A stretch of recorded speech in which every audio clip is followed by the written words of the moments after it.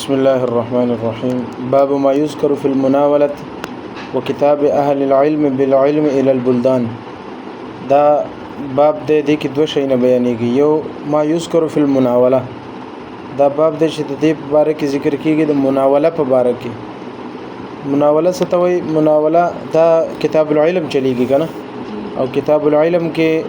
د علم حاصلولو یا بل چاته علم رسولو کومې طریقې دا غي د درې طریقې مخکې تیر شو، حدثنا اخبرنا انبأنا. دغه شانت یو طریقه د مناولم ده. مناوله دې ته وایي چې یو سړی خط ولیکي یا د علمي څه خبره یا جاره یو خبره هغه ولیکي او بل ته ورکی او هغه په هغه لیکل شي باندې اعتماد وکي او وایخلي. دا هم د علم یو ذریعہ ده کنه. مثال کے طور پر یو مسله ده څوک ته پوښتنه وکي نو دلته ورته موږ میسج کې جواب ورکو لیکل کې، دا هم یو د علم طریقه ده. نو دې باب کې مدا شی بیانېږي. یو خدا خبره، بل خبره دا ده وکتاب اهل العلم بالعلم الى البلدان، او اهل علم د علم خبره ولیکي خط په شکل کې ولیکي الى البلدان نور خارون ته. لکه مخکې چې حدیث راځي هغه کې نبی صلی الله علیه وسلم د اسلام دعوت او هغه خط چې کوم هغه صحابه له ورکړي او هغه صحابه مخکې نور بادشاهانو ته رسولو، نو دا د پیغمبر خط حدیث دی کنه. نو دغه حدیث ګورغه کتابي شکل کې بل ته ورسو. نو په دې باب کې د دوه شیونه بیانېږي، مناوله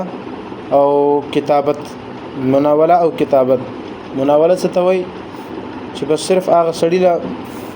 خط ورکې چې دا واله ورکول، خالی غل ورکول، او دویم د اغله ورکې د دې لپاره چې هغه بل ته ورسي. د ته وایي کتابت اهل العلم بالعلم الى البلدان. نو دې باب کې به دوه شیونه بیانېږي او دا دوه جایز دي. لکه مخکې به د دلایل پیش کړي په دې باندې چې ګوره دغه طریقه هم جایز ده. یو سړی علمي خبره په یو خط کې ولیکي او بل چاته ورسي. لکه پهله دلیل دای ورکړي وقال انس بن مالک رضی الله تعالی عنہ هغه فرمایي چې نسخ عثمان المصاحف. نو انس بن مالک رضی الله تعالی عنہ حدیث پیش کوي چې نسخ عثمان المصاحف، عثمان رضی الله تعالی عنہ نسخ منسوخ کړل مصاحف چې کوم د قران مجید نسخه جمع شوی هغه، فبعث بها الى الافاق، او بیا چې کوم قران نسخه یو جمع کړي و هغه آفاق وي مختلف ملکونو ته علاقو ته هغه ورسول. دا به تاسو ته پته چې قران کریم اول لیکل شوی نو، بس داسې په بوټو باندې ونو باندې پاڼو باندې ګټو باندې په دې باندې ټوټي لیکل شوی او مستقل کتابي شکل کې نو. ټولو اول حضرت ابوبکر رضی الله تعالی عنہ په دور کې هغه مصحف یو جمع شول. نو بیا حضرت عثمان رضی الله عنه دور چراله نو پاغي کې قراتون اختلافات. قرات مطلب یو قران خو لیکن په وو جبو کې به ویل کېدلو.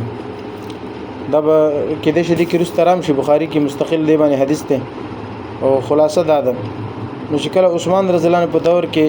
په قران مجید کې د جبو کې اختلاف شو. جبو کې اختلاف د څه دی؟ لکه مثال کے طور پر مونږ پښتو کې وو کنه دل تراشه او دغه شانتي بعضی پښتانه وای ال روشه. مقصد خودونه یو دی خو لیکن الفاظو کې فرق راځي. دغه شانتي قران مجید کې د عربي خو مختلف عربو مختلف جبه به ویلي، نو چې الفاظ بدلی او معنی یو نو د دې اجازه شروع کیو. نو به چون کې دې کې ډېر لانجې جوړ شول ځکه قران عجم متلاړ نو عجم په دې خبره نه پویدل، عرب خو پویدل، نو بیا لانجې جوړ شو، جنگونه به جوړ شول. نو عثمان رضی الله عنه دا ټول قرانونه راجم کړل او هغه کې صرف یو د قریش هغه جبه چې کوم کې قران نازل شوی هغه پرې خدای نور ټول واپس کړل او واپس دې څکل چې هغه وسېزل. چې هغه نو هغه چې وسېزل نو چې کوم نسخه هغه یو پرې خدای هغه کوم یو چې کوم قریش په جبه کې و داغه تقریبا نقلونه و اته یا شپږ بعض روایتو کې دومره راځي داغه نقلونه جوړ کړل. نقلونه مطلب پرنټونه چې څنګه ته موږ یو کنه داغه کاپې نه جوړ کړل، واغه کاپې نه به تقریبا شپږو ملکونو ته بل علاقو ته ولېګل. نو دې حدیث نه امام بخاری دا ثابتول غواړي چې ګوره عثمان رضی الله تعالی عنہ صحابه په موجودګۍ کې انور قانونونه نسخ کړل او یو قران پوری خود او هغه یو قران بیا آفاق ته ولېګل. آفاق وي مختلف ملکونو علاقو ته هغه قران چې دی ورولېګلو. نو دینه معلومه شوله چې یو کس لته علمی خبره کتابي شکل کې ورکي او هغه به نور علاقو ته ورسي نو دا دوانه جایز دي. صحیح ده. چې بل دلیل هغه ورکي ورأى عبد الله ابن عمر ويحيى بن سعيد ومالك. دا درې کسان عبد الله ابن عمر او يحيى بن سعيد او امام مالک رحم الله د درې وانو به جایز ګڼل. څه شي جایز ګڼل؟ دا خبره غنه د ذالک جائزا هغه به دا جایز ګڼل چې یو علمی خبره ته چاته تحریری شکل کې اغل ور کې یا بل ته ولېږي نو دغه نم علم لکه اعتماد په ثابتېږي. دو دلیل شو. دریم دلیل دا دی واحتج بعض اهل الحجاز. اهل حجاز دا عرب علاقې کې حجاز والا دي کې بعضو محدثینو احتج معنا استدلال کړي. هغه دلیل دی فل مناوله په دې مناوله په باره کې مناوله چې ته خط چاله د شپټ ورکې او ته وې چې دا پلان کې سړي ورکا او هغه خط کې څه لیکل شوی نو په دې مناوله باره کې هغه استدلال د دې حدیث نه کړی دی به حدیث النبي صلی الله علیه وسلم. نبی صلی الله علیه وسلم حدیث دی حيث كتب لامير السریه کتابا چې کله نبی رسول الله یو سریه جنگ د پاره لګلې و نو د هغه سریه امیر دا یو خط نبی رسول الله ورکړو او وقال ودای ورته ویل چې لا تقرأه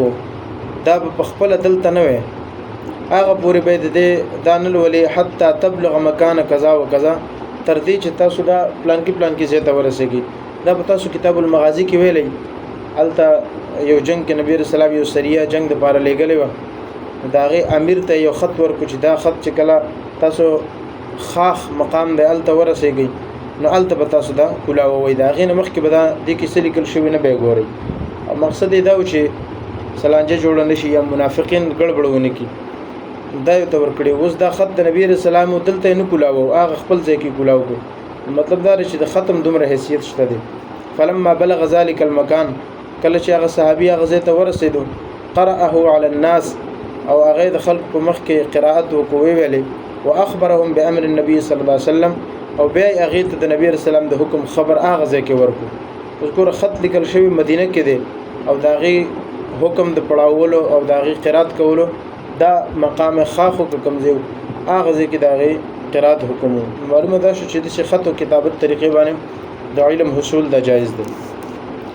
اوس مستقل حدیث راوړي و به قال حدثنا اسماعيل بن عبد الله قال حدثنا ابراهيم بن سعد عن صالح عن ابن شهاب عن عبيد الله بن عبد الله بن عتبة بن مسعود ان عبد الله بن عباس رضی الله عنه روایت ده ان اخبره هغه خبر ورکړی ده چې ان رسول الله صلی الله علیه وسلم نبی کریم صلی الله علیه وسلم بعث بکتابه رجلا ولګلو خپل خط ولګلو یو سړی سره یا یو سړی له خط ورکو ویلګلو و امره دا شاته مونږ ویلو هغه کسرا نبی صلی الله علیه وسلم چې کله هغه خط دعوت اسلام خط مختلف ملکونو ته ورکول یو خوشاته مونږ ویلو هغه هرقل واقعیا باغی کې یو صحابي له خط ورکړو غنا هغه دحیه کلبی رضی الله عنه هغه خط لګلو او عظیم بصرا هغه ورکړو دغه شانته دا نبی صلی الله علیه وسلم دا خط ورکړو دغه ته کسرا د پاره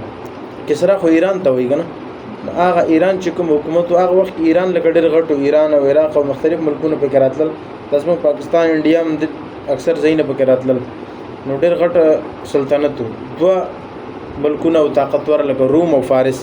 نو دا فارس بادشاہ چې دغه ته به کسرا ویلي نو هغه کسرا ته نبی رسول الله څنګه چې روم ته خط لګلو هرقل ته دغه شانتي کسرا ته خط لګلو دی سوتوي فارس ته فارس کې کسرا یې کنه فارس بادشاہ چې هغه ته کسرا ویل کیږي نو هغه ته خط لګلو یو صحابي له ور کړو صحابي نومو عبد الله ابن جحش رضی الله تعالی عنہ غالبا دا صحابي عبد الله ابن جحش رضی الله تعالی عنہ هغه خط ورکو و امره او ورتوی ویلي حکم وکړو ان يدفعه الى عظیم البحرين چې ته به دا خط ډایرک به کسرا لنه ورګه ځکه هغه وخت اصول دا چې هغه خط به برای راست بادشاہ ته نه ملاویدل بلکې یو واسطه به منځ کې لازمي و او هغه واسطه مثلا کوم وزیر به هغه وزیر له ورکولو به هغه وزیر په خپل هغه خط بادشاہ ته رسولو نو نبی رسول الله هغه خط چې کله د صحابي له ورکو او دا ورته ویلي ان يدفعه تتبع دا خط ورکه الى عظیم البحرين عظیم البحرین د بحرین چې کوم وزیر دی دا غنم دی منذر ابن ساوا خبر لیکلم دی اسمه المنذر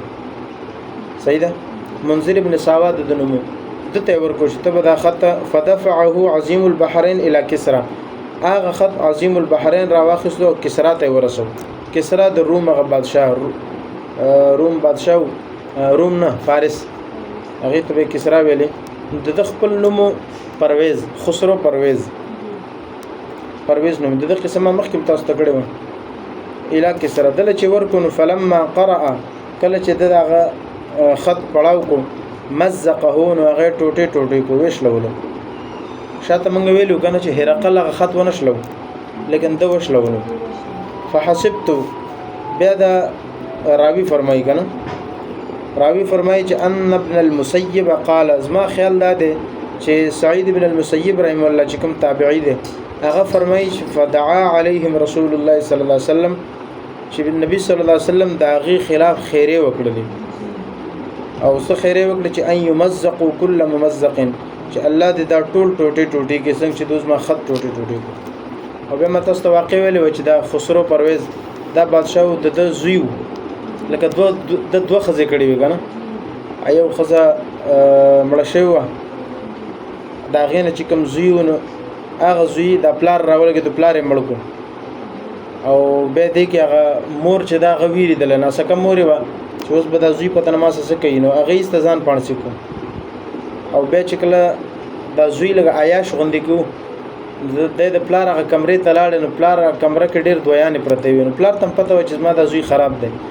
نو هغه یو دوی و هغه کې لیکلو چې دا د طاقت لپاره دوی ده حالانکه هغه کې زهر چولې نو دا هغه طاقت دوی خړل هغه زهر نشته دیم مړ شو به د صرف یو لور پاتې و نو هغه لور نم خلکو په زور باندې حکومت واخیستو دغه شانت ټوټل حکومت د دې مکمل ختم شو ورچ نبی صلی الله علیه وسلم دې ته خیره کړی پر حال دې حدیث کې د دې حدیث بیانول مقصد امام بخاری دا ثابتول غواړي چې مناولم دې کې ده او کتابت د علم کتابت چې ده هغه بل تر رسول خط رسول دا دوه د حدیث نه ثابتېږي لکه نبی رسول الله هغه صحابي ته ور کړو صحابي هغه وزیر ته ور کو وزیر هغه بادشاہ ته ورسول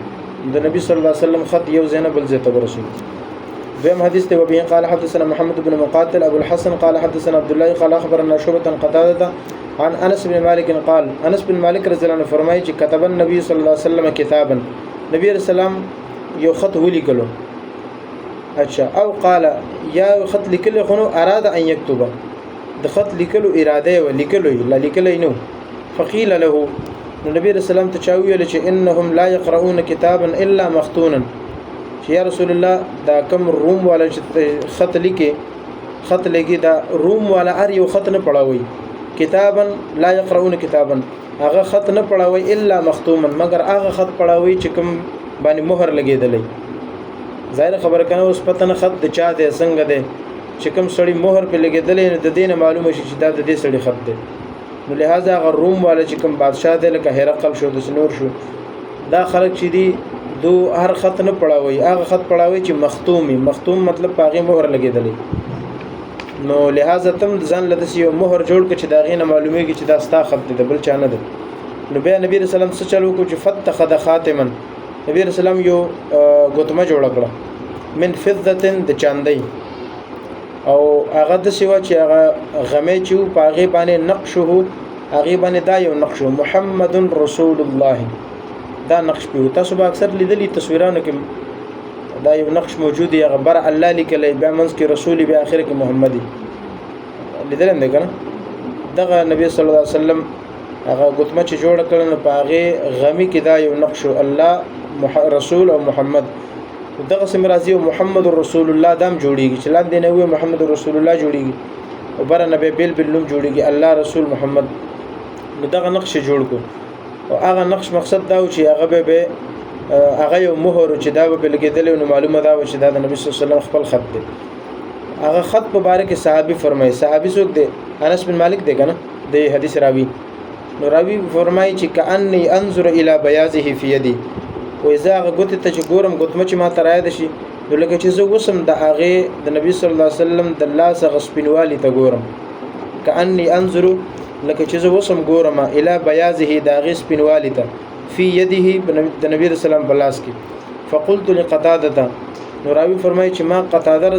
رضی الله تعالی عنہ یا رحمه الله هغه نه تاسو کو چې من قال نقشه محمد رسول الله دا خبره چا کړی و چې داغه نقش او هغه چې کوم نقش نگارو هغه خطو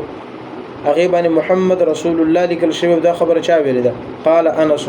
دا غوړ چې دا خبره انس رضی الله عنه فرمایلی